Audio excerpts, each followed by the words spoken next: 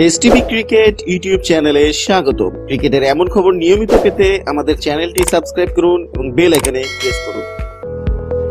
বিশ্বকাপে পাকিস্তান দলে বড় চমক।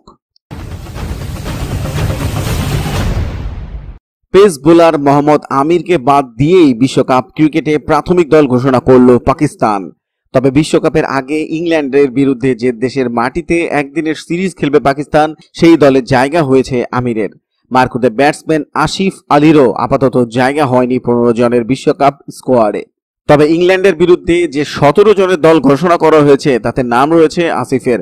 তবে আমির এবং আসিফ দুজনেরই বিশ্বকাপের চূড়ান্ত দলে ফিরে আসার সম্ভাবনা রয়েছে। চূড়ান্ত দল নির্বাচনের জন্য পাকিস্তানের হাতে 23 মে পর্যন্ত সময় আছে। শেষবার ইংল্যান্ড সফরে এসে পাকিস্তানের হয়ে চমক দেখিয়েছিলেন আমির। 2017 এর চ্যাম্পিয়ন্স ট্রফির ফাইনালে ভারতকে হারিয়েছিল পাকিস্তান। সেই খেলায় প্লেয়ার অব দ্য ম্যাচ পুরস্কার পেয়েছিলেন আমির।